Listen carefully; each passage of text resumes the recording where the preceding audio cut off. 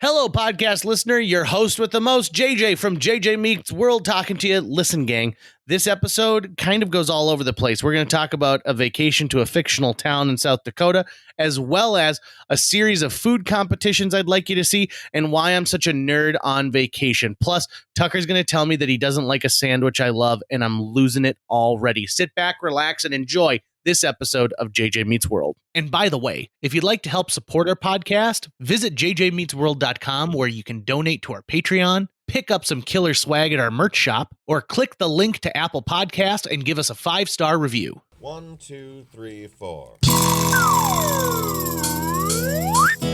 JJ Gordon, sort of like that Indiana Jones, in that he's always sniffing out his next adventure. Yes, he is. He's always interviewing guests so he can have them on his show and they can talk about pop culture, arts, and leisure. JJ has his flag unfurled and he likes his french fries curled, and he's fun and then he twirled as he goes to meet the world. He will march into the rain even if his ankle sprained. Take a peek inside his brain. This podcast is called JJ Meets World. Some of the best vacations in my entire life are not going to places where they pamper you or that are all inclusive. And don't get me wrong, some of those are great. But some of the best vacations I've ever had are to places like Rapid City, South Dakota, and it was just the group of people I went with. On one faithful trip 7 years ago, I had a wonderful experience going to Rapid City, South Dakota, and let me lay the scene for you. The Linebenders Improv Comedy Group, we tour all over the place, and because of that, we find ourselves in towns near and far. This time, we were booked for a post-prom in Brown City or something like. Brown is in the title. Oh, I hope the name is Brown City. I love the name Brown City. Yeah, it's not a coffee shop either. We already know the title of this episode. That's fantastic. Brown. So, excuse me, I'm going to just clear my throat and do it. Yeah, clear your throat, JJ. My goodness. I just had dinner before we recorded this. Yeah, well, I'm not editing any of that out. Yeah, we had pulled turkey, and I think I have some of the pulled in my throat still. Okay, so Brown City. Rapid City. So it's across the state and then down to another state from where I live. And we had a good friend who used to be a former linebender who lived in Rapid City. So we called up Zach, and he said, sure, you guys can stay with me, and then I'll go do the show with you. So it's only going to be 3 of us trudging across the plains of the upper Midwest. And at the time, I had a real gas guzzler of a car. So I decided the best thing to do would be to rent a car. Now, here's what people don't understand.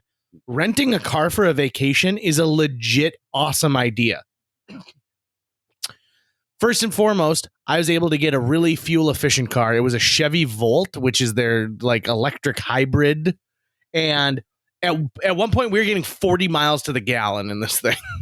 So secondly, if anything goes wrong with your car, it is somebody else's problem. And when you're 1,000 miles away from home, that can feel really good. And little things like, I get the insurance package. Tucker and I once were driving in Indiana and a truck threw a giant rock and I got a big crack in my windshield. That's somebody else's problem when you're in a rented car. And it's really clean. And it's nice. As long as you can remember what car it is, if you go to an Outback Steakhouse and you eat 2 meals and you come out and then you go like, I can't remember what car it is. Who does that, JJ? Well, I'll tell you, that's part of this trip to Rapid City, my good man. Who goes to Outback and pounds down 2 meals? This kid. I'm pointing at myself. So we drive across the state. We have a good time while we're driving. And I can travel with Natalie Deutsch and Britta Nelson anywhere. They're great travel companions. We get to Rapid City. It's those 3 and Zach. Those 3 and Zach. And so we get to Rapid City and they got us a hotel. And so the hotel that they got us is in an eco-friendly hotel where everything in this building is made with as much renewable product as possible, including the pens that you get in your room are wooden pens. with a refillable like inkwell in them. Okay. So I experienced that. That's a ton of fun. We get to Zach's house that night to be like, hey, and then find out it's his wedding anniversary. And so we're like, oh, well, you should have told us that. And so they're like, well, we're going to go out to dinner, but why don't you come back when we're done with dinner? I said, okay. So we go out and I find out Rapid City is home to two of my favorite restaurants no longer found in Fargo, one of them being the Outback Steakhouse. And so I told Natalie and Britta, I don't care where you guys have dinner tonight. Here's $100. If you'd care to join me, I will be at the Outback Steakhouse. So we go to the Outback Steakhouse and have their rye bread is so good, and it's just a warm little bit of bread, and you get that, and it's got the butter, and that's so good. And then I'm like, you know what? We're starting with cheese fries, and the cheese fries are the steak type fries. It's got the cheese, it's got the bacon, and then it's got, oh my God, it's got the Outback ranch dressing. It's the best ranch dressing. It's so good. Is this like the spicy chipotle ranch or regular ranch? It's not a spicy ranch, but it's got a tang to it. It's a tangier ranch. Is it orange or white? It's white. Okay. But it's not a hard white. It's like an antique white. Okay. Okay. Like a porcelain white? No, that's too white. Like it's a faded white. It's like a Super Nintendo white. Correct. Okay. Especially if the Super Nintendo is like today, not the Super Nintendo from our young years today, what it would look like today. Meaning a yellowed or a not yellowed? It's a little yellowed, okay, but it's not yellow. Does that make sense? Does it have Donkey Kong? What are we talking about again? Okay, so we're talking about going to Outback Steakhouse. Okay. And then I get a salad. And the Outback Steakhouse salad is so good because like it's perfectly portioned, then I get more of that ranch dressing. And then I was having trouble deciding whether or not I wanted one of two entrees. One entree is the Alice Springs chicken, which is this amazing chicken that's got bacon and then cheese baked on top of it. Or do I want a prime rib, the Prime Minister's prime rib to be specific? And I decide, you know what? Forget about it. I am only in Rapid City for 24 hours. I'm getting both. And so I ordered both, and the waitress is like, would you like one of these boxed up, to take with you or for whoever else is going to eat it? And I'm like, no, I will have both plates put in front of me, please. You are like, I am the box. Yep. At which point I told Britta, who is sitting next to me, you're going to need to move over to the other side of the table. I'm going to need some space. I'm going to need some wing room. And so I didn't finish both entrees. I ate 3/4 of each entree, including a baked potato and then some steamed broccoli. And then I took the rest home with me.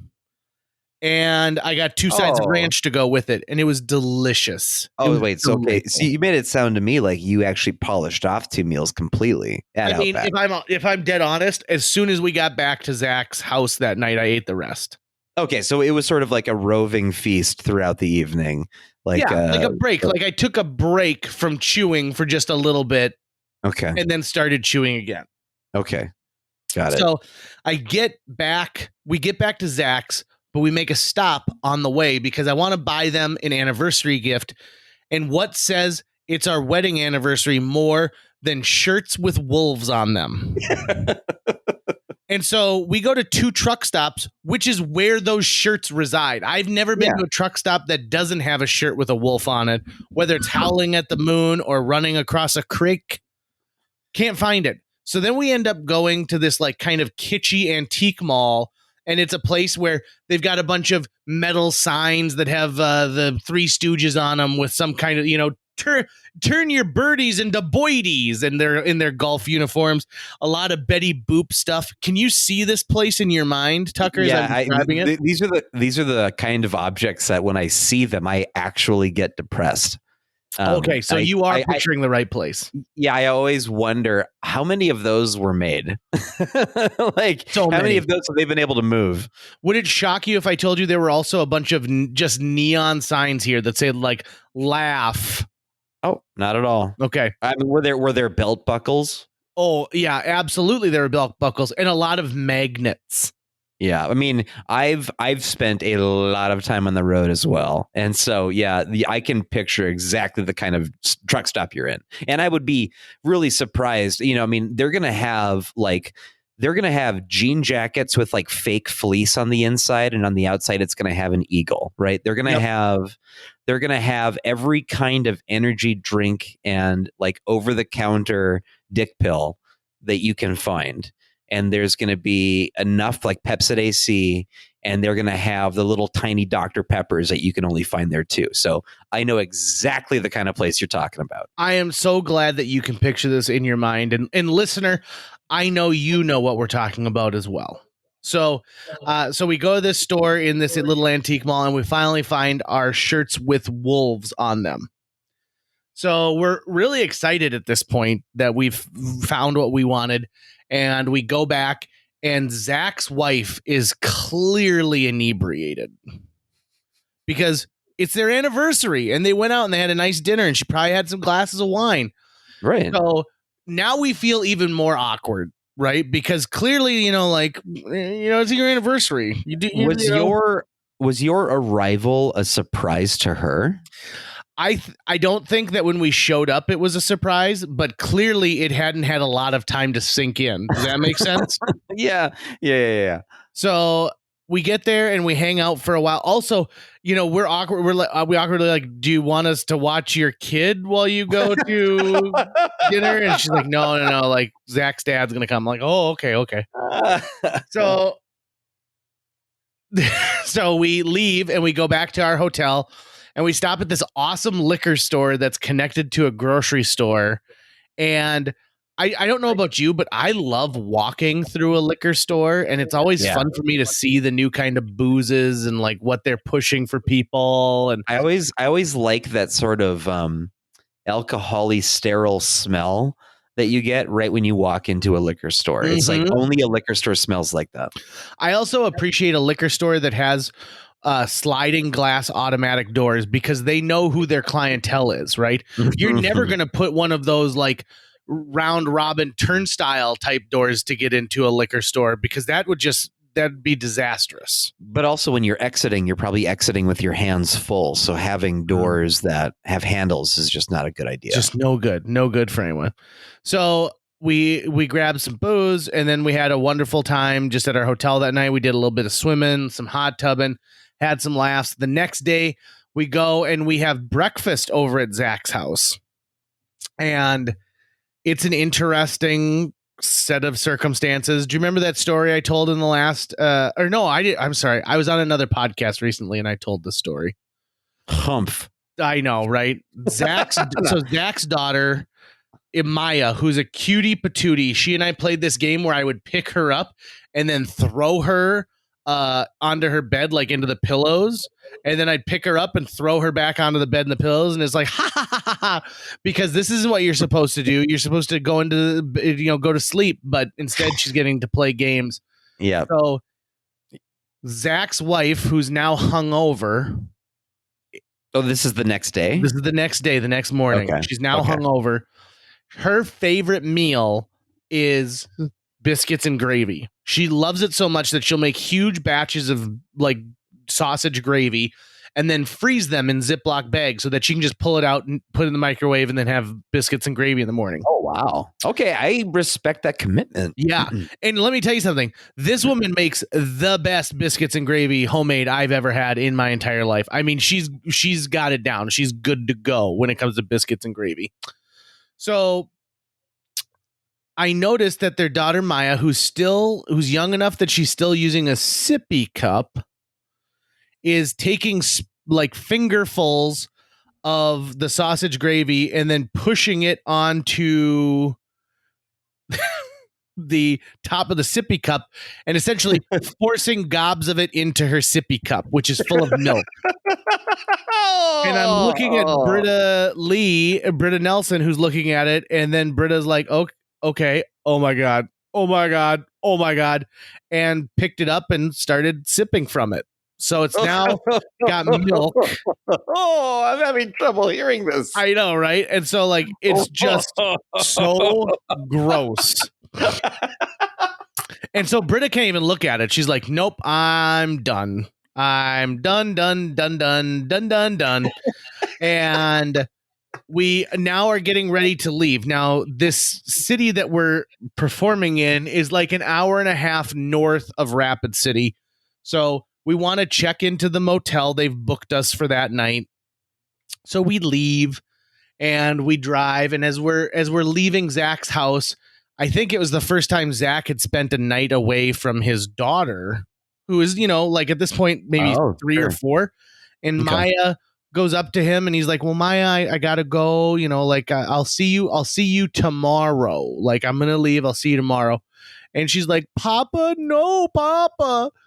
And so Zach grabs his bag and then she turns around to me and comes and grabs my leg and she goes, other Papa go.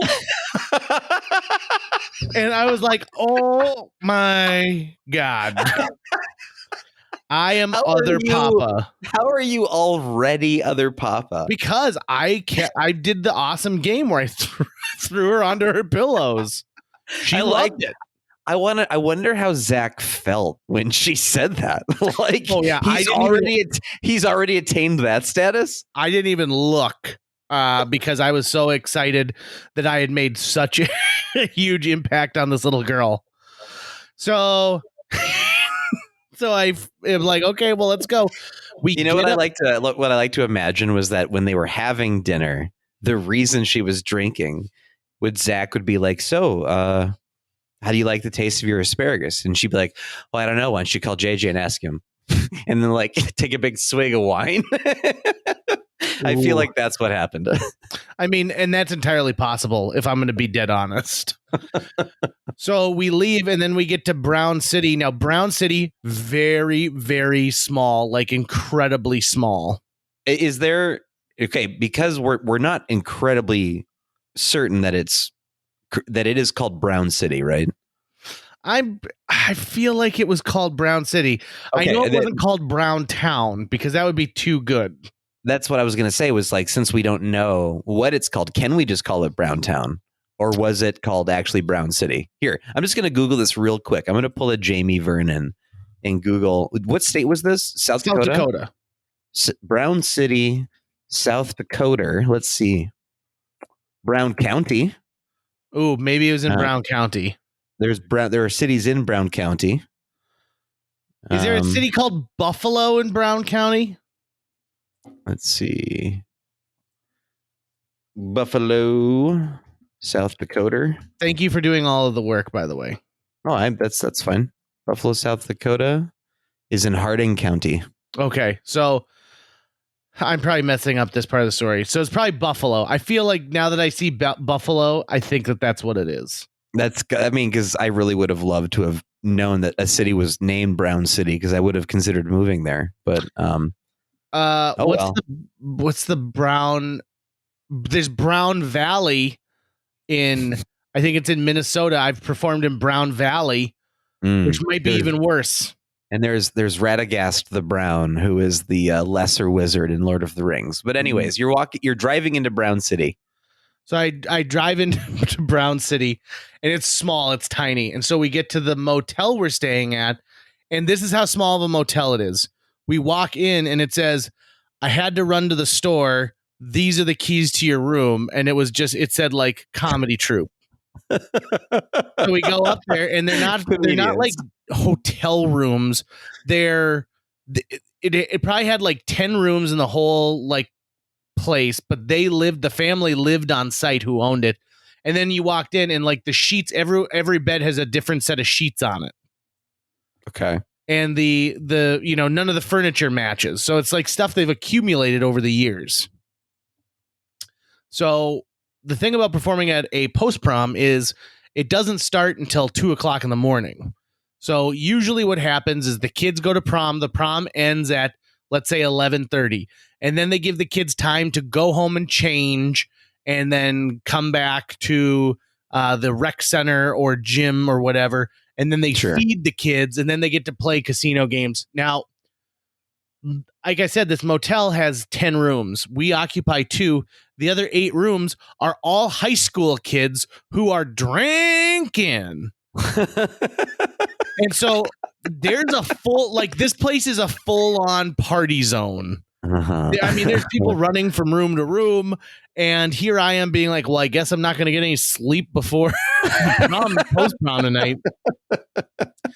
So we go and we perform at the post-prom, and the performance is good. I remember two things about it specifically. One is Zach ripped his pants, and we were doing a game that involved me. My patented thing is I fill my mouth with water and pretend to be a shower and spit on people. It always gets a huge result. Huge. Yeah, and I'm guessing that's been officially retired as a bit. Yeah, now it is. Damn you, COVID. But it was a good one while it lasted. Just be like, hey, everyone, hold up your vaccination cards. Yeah, everyone put your mask on. Watch this.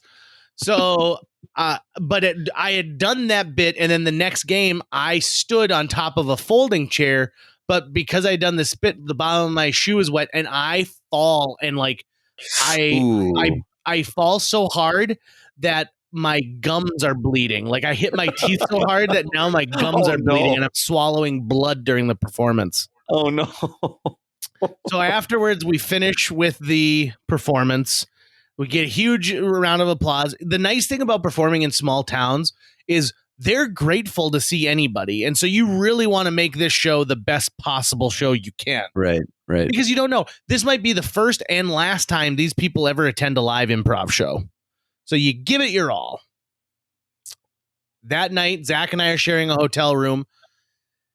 The show ends at 3:00 in the morning. So between 3:00 in the morning and 7 a.m., when the owner knocked on my door and asked if I was going to be in much longer, Zach had left. And really? Zach left and drove back to Rapid City. And we had driven separately because he would end up going south back to Rapid City. We were going to go north and then east. So I knew he was going to leave in the morning, but he had left. He claims it's because my snoring was so bad. But what I think it was, I think he just missed his daughter so much. Oh, yeah. Your snoring is also terrible. It's bad. I mean, don't get me wrong. It's bad. But Zach and I have shared hundreds of hotel rooms over the years. Yeah, see, and but in those moments, where is he going to go? Right? Like he doesn't have his own vehicle. No, he does. He does have his own vehicle. Oh, in that I see what you're saying. Yep. In those other scenarios, when I would be on the road for like poker stuff, I had a few different crew members that I'd be roomed with from time to time, and their snoring was so bad that I just would not sleep. I just couldn't do it. Just would not be able to sleep. And so what I would do is I would just take as much NyQuil as was medically like safe, just to try to knock myself out as best I could. And then I eventually had to just complain, go, listen, I like these guys, but I cannot sleep in the same room as them. They snore so bad. So I can't even take a little bit of it. Oh, well, we can't share a hotel room anytime soon. Let me tell you that. But also we're at that age, JJ, where we never would, right? We'd be like, we would each just have our own. Why would we want to share one? That's silly.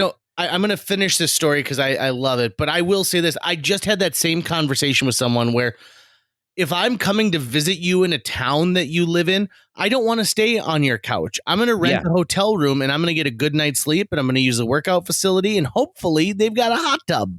Yeah, I love me a hotel. Yeah. Yep. So I'm glad we're on the same page.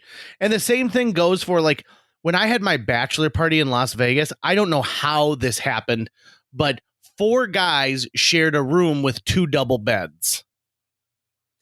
Ugh. And you're in Las Vegas, so everyone's a little, it's hot. And so everyone's smelly and we're drinking and everyone snored and it was awful. It was awful. So I just want to say from now on, I am going to just go get my own hotel room and be done with it. So the ending of this story is the next day we leave. We take off pretty darn early because, you want to get back. And I think it's around a 6-hour drive from Brown City to get all the way up there.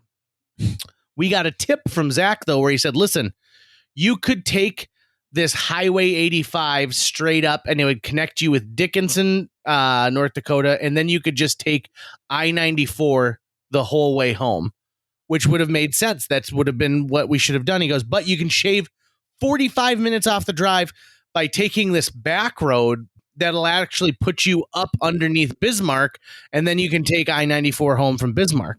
That sounds like a great idea. So we get going on this, and it is clear we have taken the road less traveled. Okay. And at one point, in fact, if you want a full analysis of this trip, you can go back to, I think, episode number 2 with Britta Nelson. And we talk about this trip on JJ Meets World. And Natalie falls asleep in the back seat, and Britta and I, there's no reception for phones or for the radio. What year is this roughly? Well, 7 years ago. 7 years ago from 2021, so 2014. So one of the things that's bizarre is we're on this road that's kind of a windy road, and I kid you not, every 100 feet it says, do not pass. And then 100 feet go by and it says like, all right to pass. Then another 100 feet, do not pass. All right to pass. Do not pass. All right to pass. For like 30 miles. It is bizarre. At one point we started taking pictures. We're like, no one's going to believe us that there are hundreds of these signs. And not only that, we haven't seen another car. We haven't driven through a town. We haven't seen another car. Thank God we had a full tank of gas. But Britta Nelson and I decided, listen, let's test the bounds of our friendship in this car. And I'm like, Britta, I want you to pick a song and let's listen to that song on repeat until one of us says, we got to turn this thing off. And for over an hour, we listened to John Denver's Country Roads on a loop. So much so that we memorized all the words. We came up with a car-based dance. It was a ton of fun. Over and over and over and over. And there are times where I think something watching me and taking things from my life and making them popular, because 2 years later, 3 movies featured the song Take Me Home Country Roads as like pivotal plot points in them. And I'm like, what is going on? And I saw all those movies with Britta. And I said, did someone watch us and take this great idea we had for really getting invested into country roads? So that's my Truman Show idea. So we finally make it home and I return the rental car, and I shall say this. So I pay the line benders a substantial amount of money for an hour's worth of work, for an hour's worth of being funny, playing these improv games at places like Post Proms. Are you familiar with the if it fits, it ships boxes that the United States Postal Service offers? Oh, yeah, for sure. So it's one of my favorite things. So the over $100 that Zach got paid for that show, rather than giving him a check, I went to 4 banks and got it all in pennies. Okay. Unwrapped the pennies and just had them loose, and then duct taped this box shut and brought it to the United States Postal Service and paid the $7.99, regardless of weight, to ship this box of all pennies for his payment. And I guess that was the thing that really pissed off his wife, is when it arrived and she tried to pick it up and she like almost threw her back.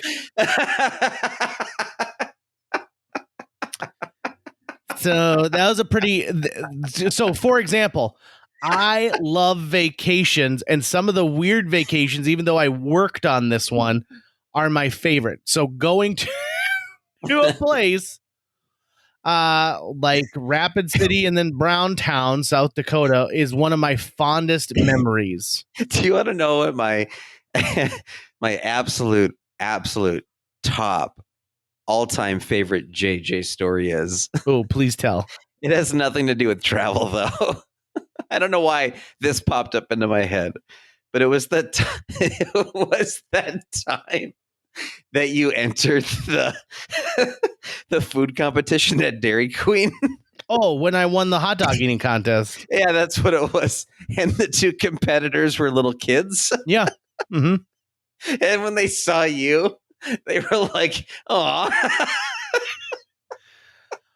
And then when you won a bunch of like gift cards to Dairy Queen, which I think you just gave to them, right? No, I won $100 in DQ dollars, and I gave each of them $10. And I took the rest. That's a short film that needs to be made. Yeah, you know what's really great about that story is our friend Terry, who managed this Dairy Queen in a mall, said that her boss was really enamored with with hot dog eating contests and wanted to have a hot dog eating contest. So she put up flyers and she called me and she told me she's going to have the contest. And you know, it's also sort of offensive that she called me in my mind because she's like, "Hey, JJ's a chubby guy. He'll probably love hot dog eating contest." Right, but I mean, was this at the mall? Is at the mall in the food court. Okay, that's the thing, right? Like context and location is everything. Like, sure, a hot dog eating contest in the middle of the summer at like a fair, I can get that. But like in the food court at the mall, like I'm surprised the mall would even be like, we don't want people throwing up in the food court. Right. We don't want people. Well, and that's the thing is the thought is like, oh, no one would ever push themselves to throwing up while you're in a mall food court. Heck, yes, they would. That's the whole point of one of these contests. They are showing a staggering amount of hot dog eating contest stupidity. That's what it is. I mean, it's unmitigated gore is what it is.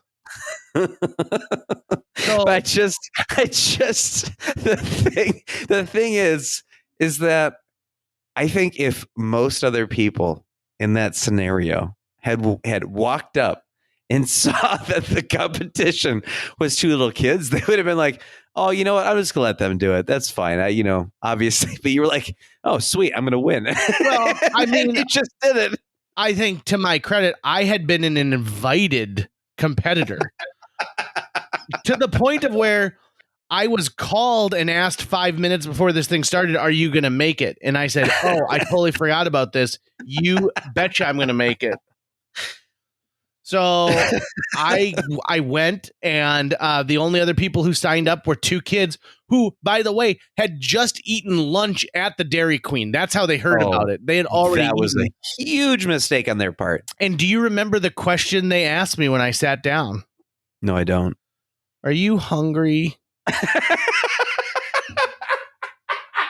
And I said, "Yes, I am." I also would like to say that it's not like I ate 50 hot dogs and shut down these kids. These kids each ate half a hot dog a piece at most, and I ate 3 hot dogs. Okay. But in the same way where the short-sightedness included the fact that they had this in a mall food court, they made something like 150 hot dogs. So there's just a ton of hot dogs left over. Yeah, see, and that's the other part of it is like, don't, how long did it take them to make 100 hot dogs? Probably an hour. Yeah, a lot. Long time. So just wait, just see if is there going to be, it's not if you build it, they will come. And here's the thing. This is what you do. You go and you advertise at colleges. Yeah. You go find a bunch of like football players. You go to find a bunch of football players, right? A bunch of like dudes who are like, yeah, I'll totally be down with consuming a ton of like cheap food. And so, okay, so to enter the contest, it was just free or it was what? Free. Yeah, so it was just free food. Yeah. Did they just walk around the food court and hand out hot dogs? And also the fact that like there was $100 prize attached to it, there should have been a ton of people competing in this. Jay, do you remember how you felt after 3? Like, how many more do you think you could have gone?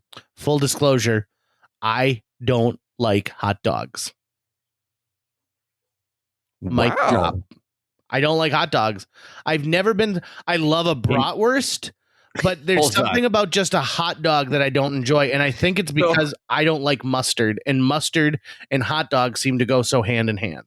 I'm guessing there was no condiments on these. Oh, there wasn't any pre-condiments chosen, but you had your choice of just about anything you could imagine.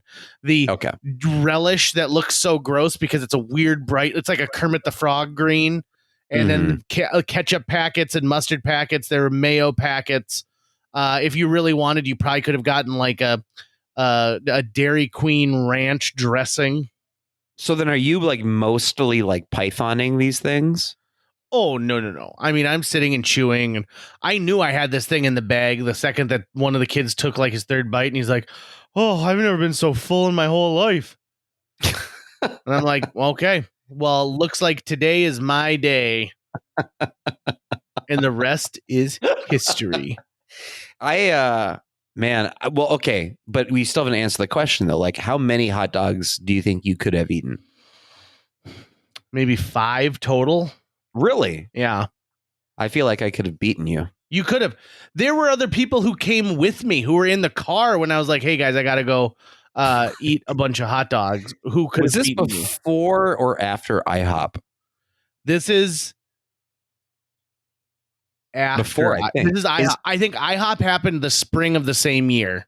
No way. So like you actually dove back into another food eating competition and a food that you don't like going into it. Yep.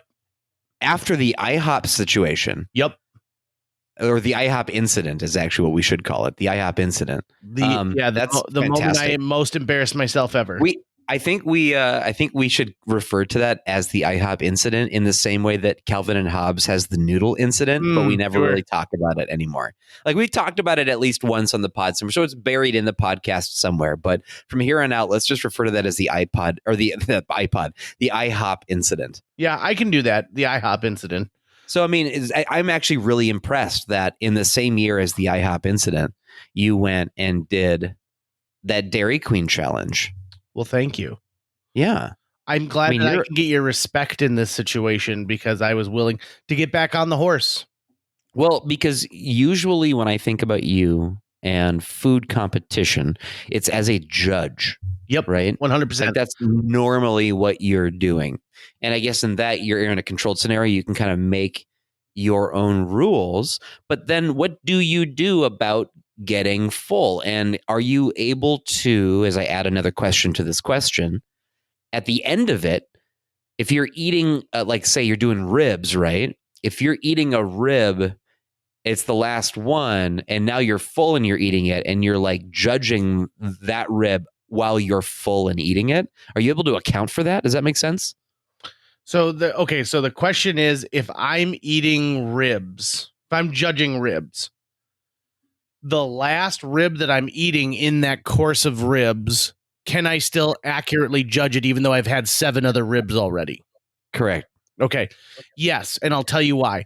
I've professionally judged a lot of things, and one of the things I'm most proud of is I am Kansas City Barbecue Society, KCBS, judging certified. I went and took a weekend class in Minneapolis where the Minneapolis KCBS squad taught me how to professionally judge barbecue. So, yes, I do think that I could, I think I could do a very good job tasting ribs and still being able to quantify like a good deal. And this is one of the things that you learn at KCBS. You usually don't need more than a single bite of any kind of grilled food. You know, you don't have to eat an entire rib to do that. Secondly, you shouldn't be drinking anything with carbonation. If you are going to cleanse your palate in between, they suggest things like, of course, water, but apple juice is also very common. Why apple juice? So apple juice has got a sweetness to it that'll kind of take out everything that's in your mouth as far as like other tastes. Oh, that's interesting. And when you think about it, apple juice is a very potent, like that taste is a very strong taste. Right. Very citrusy, very, very acidic. Mm-hmm. So they do that. Also, in between each, it's best if you do something like eat a saltine cracker. Okay. Because a saltine cracker, again, is kind of like a base as far as taste. So it'll take the taste of whatever you just ate out of your mouth. Here's another pro tip for put you rib. back to neutral. If you are eating a rib and you bite into it, you know how like everyone talks about it's fall off the bone ribs. They're done perfectly. If it falls right off the bone, it is actually overdone. It should, when you bite into it, the meat that doesn't come into contact with your teeth should stay on the bone, and there should be a slight tug that you have to do to pull the meat away. If the meat falls right off, it's overdone, and it's actually separated from the bone, which it's not supposed to do. With chicken, there's a similar thing that takes place with chicken. So when you enjoy chicken, you want to make sure that, of course, it's done the whole way through. but it doesn't get a chalky taste when you get inside. You want it to have a moisture that's consistent the whole way through. The one meat that I hate judging because I don't think I'm a huge fan is brisket. Why? To me, I don't like the taste of brisket. It's usually the last thing you judge at an outdoor barbecue competition because it's you can leave it on the longest. You might do your brisket for like 26 hours. And so it doesn't matter if it comes right off or if it's coming off later on. So I just can't get behind brisket. I just don't like it. I would much rather have pulled pork. I'd much rather have chicken on the bone, ribs. Those are things that I think I like.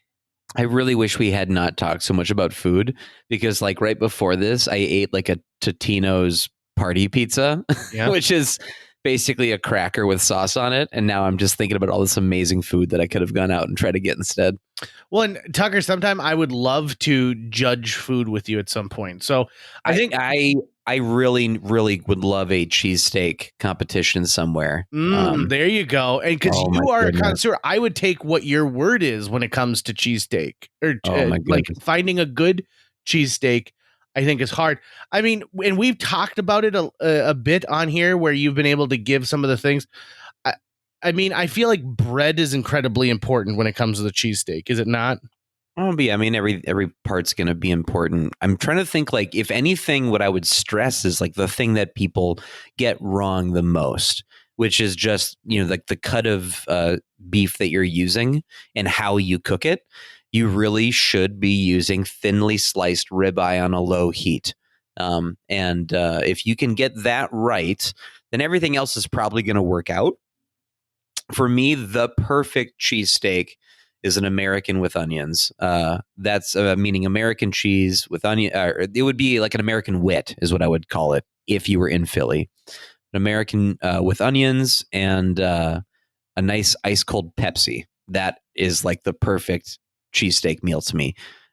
But like every time people, especially in town here, really just any place that just sort of has a cheesesteak listed on the menu, it's usually just ground chuck. It's usually like a hamburger or something, it's roast beef. It just doesn't have like the kind of flavor that you're looking for.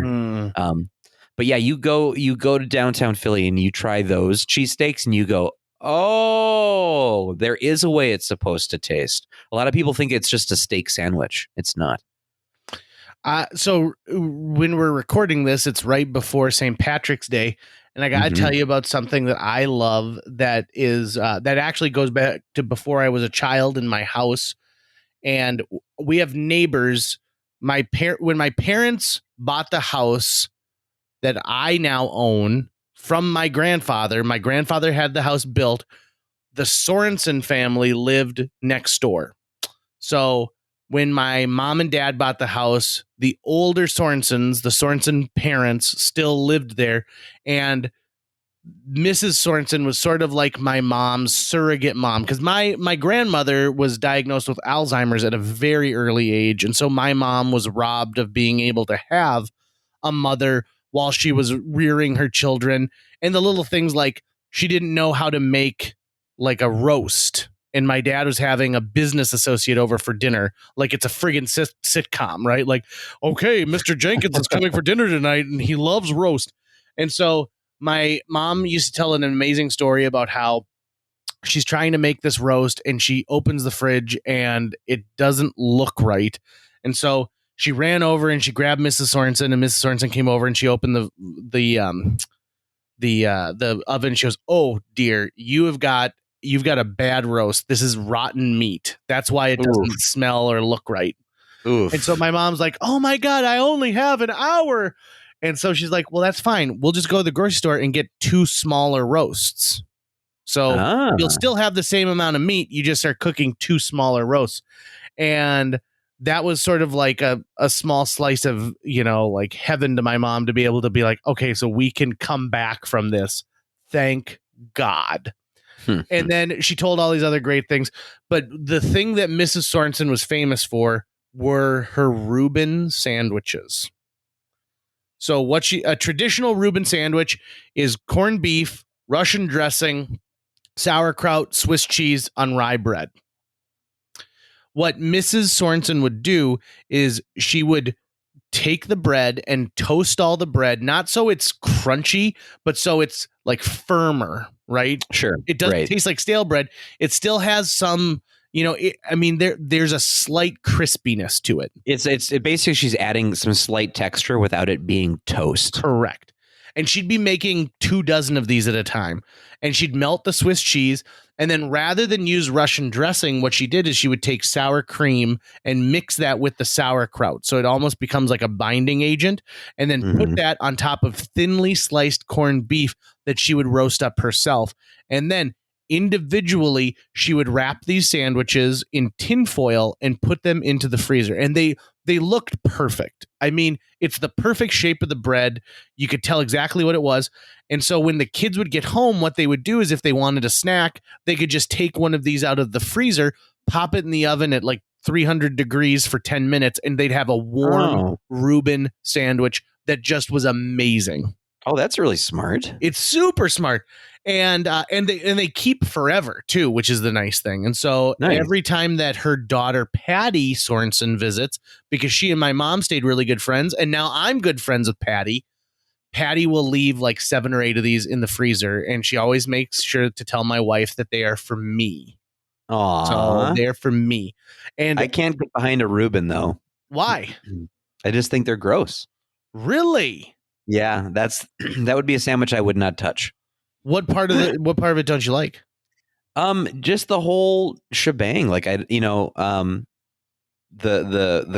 meat, the cheese. This cheese is the part I like. I'd put it that way. The cheese is the part I like. I like Swiss cheese. I'll take or leave rye bread, but the rest of it, no, thank you. I am shocked. Really? I mean, I don't think you are allowed to be, because you spouted nonsense in the last episode about how you're not into tacos, which I think is just the dumbest thing I've ever heard you say. Right. But you know what? I'll still eat tacos. It's just not something I like. It's not something I'll ever prefer. That's so dumb. Okay. Tacos or hot dogs, which is better? Yeah. It's you don't like tacos. You don't like hot dogs. You don't like cake, right? Were you the one who told, or was it ice cream? Was it cake? I like both cake and ice cream. I could have swore there was some sort of dessert that you were like, I don't like this. And I was like, that makes no sense. I mean, I don't like lemon bars. I don't like lemon desserts. I feel like there was something more ridiculous than that. I just don't understand. You really dislike delicious food. Yeah. Oh, it's root beer floats. I don't like root beer floats. That was it. Yeah, root beer floats. I can't believe you.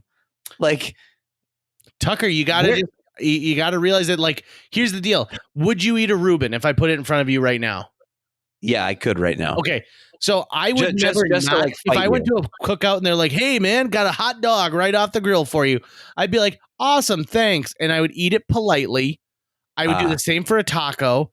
The only thing I won't get behind is potato salad, because usually it's both mustard and mayonnaise in that. Actually, okay, I'm with you. I think potato salad is disgusting. Now, do you like German potato salad? Not even German potato salad. I think potato salads and egg salads are both absolutely disgusting. They look disgusting. I hate them so much. So that's okay. So are you? I have to double down on this. Are you familiar with German potato salad? Yeah, I've also tried German potato salad. I also did not like that. See, to me, I think it looks great, and the acidity from the vinegar I think is wonderful, and the fact that it doesn't have any mayonnaise or mustard in it, because it does. I don't like salads that look creamy. A creamy salad grosses me out. And I mean, just to point out that my own hypocrisy, while I hate those salads, I love cookie salad. Yeah. Like which is going to be in pudding or whipped cream or whatever. But I think in the context of me knowing it's a bunch of sweet things, I have no problem with a bunch of sweet things mixed up. But those other things are just, ugh. They just look like, ugh, I can't even say. Like they look, they're just, they look like what was probably inside that sippy cup. Yeah. Okay. See, you took it too far. You took it too damn far. You're the one who brought that image into this podcast. You cannot get pissed at me. I'm just sickened to the heights of my sickening. A lot of things are, in this new format, we're really getting into food a lot. We're talking about a lot of food in our hangout format, but that's cool because that's what we're doing. Mm-hmm. I will also put this out there. My brother-in-law's mother is one of the best bakers in the world. She makes these pistachio cookies with like a cream cheese frosting that are so good that when she brings them at Christmas time, I hoard them. I hide them in the house so that nobody else can have one. Only me. Because I only get like 6 or 7, so there's a finite amount, and I need them for myself. So does she share recipes? So I haven't had the guts to ask her. So I'm sure she probably would, but part of it is I like the mystery. Do an indirect ask, though. I mean, you could always have Brady be your surrogate because she's not going to turn down her son.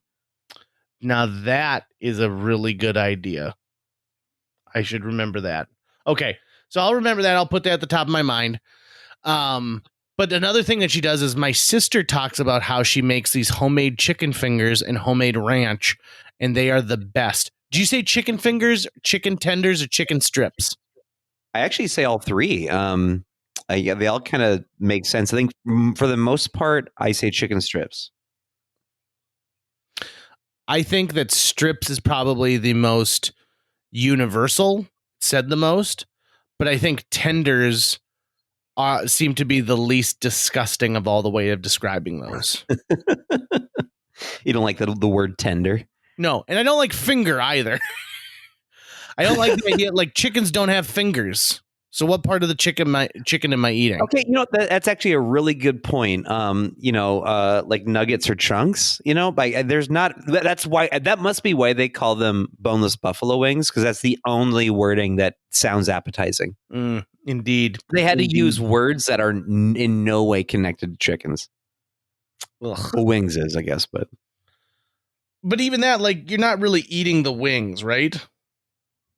Yeah, that's true. So, as we kind of are wrapping up this one, where I had initially wanted to talk about trips that we enjoyed, that is great to me judging food, me throwing up while eating competition food, going to Brown City that doesn't actually exist. Let's bring it all to this one. Yeah. As the world starts to reopen for people, there's a lot of people Googling flights to Las Vegas. Really? And you've spent way more time in Vegas than I have, but I happen to be at your first Las Vegas experience. And I went there for my bachelor party. And I got to tell you this. I think Las Vegas is overrated.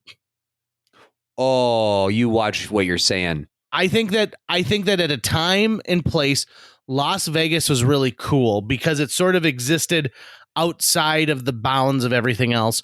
But now when I go there, you get nickel and dimed on everything that you want to do that's not gambling. You can't get a shrimp cocktail for 25 cents anymore.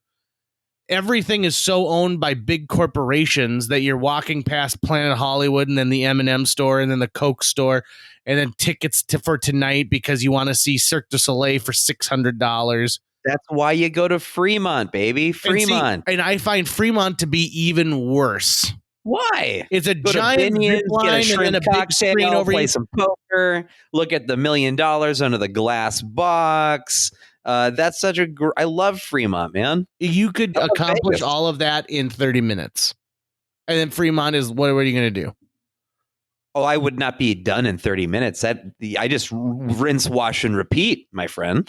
You just do the same thing. I think that's the thing. I think the problem you're having, JJ, though, is you're looking for when you go to Vegas, and this is not a criticism. This is just a statement of fact. Like, your whole thing, right, is going to be, hey, the sights, the sounds, let's set some good shows, let's eat some delicious food, right? Let's really have a full experience, lay by the pool, right? That's kind of like how JJ would do his Vegas experience, right? Catch a show that night, maybe Boston's playing. My whole thing is no, I just want to drink a lot in all of these bars when they're filled with people, and I want to go play poker until 5, 6 in the morning. and I want to eat shrimp cocktails. Like, I want to go do that because you really do meet the most interesting people on the planet in Las Vegas. Like, Las Vegas is sort of like the Mos Eisley Cantina of the country, where every walk of life you are going to see in that city at some point. And especially if the party's raging, it feels like you're having a party with the world sometimes when you're there. That's what I get out of it. And see, I've never had that Vegas experience. You got to come with me again. What was that? You got to come with me. And I want to. And there are certain aspects of Vegas that I've never been to that I want to experience. Like, I've never made it out to the Pinball Hall of Fame. Ooh, that's so fun. Right? Oh, that place is awesome. And so there's a lot of places that I'd love to go and I'd love to visit. And I will someday. I know that I absolutely will. But I've got to go with the right people. And, you know, some of the people I've gone to Las Vegas with recently are the type of folks who've like, I've been to Las Vegas enough. All I want to do is be at the pool. Okay, so you're starting a video game that's Oregon Trail style, but you're heading to Vegas, okay? And you can add 4 people onto your vehicle or whatever you're taking to go. You are barred from taking family members. Like, it's just not part of the game says you're not allowed to take family members, including spouses. So you're being let off the hook for not wanting to bring Jill to Vegas. Okay. So who are the other 4 that you pack in your Vegas team? You, David Brunsvold. Is it 4 including me, or it's 5 total? 5 total. Okay. Britta Nelson, Natalie Deutsch. That would be That's 4. Yep. So there's my team. Let's make that happen. I think it'd be a ton of fun. Also, I think we find some way to make that. I mean, I know Davey's got a kid right now, but we find some time where he's able to leave the kid at home. He'd probably be excited to leave the kid. Yeah. So I also want to point this out. As a person who goes to places like Disney World, I also find a lot of joy in, like, my favorite thing to do at Disney World is to take an entire day, okay?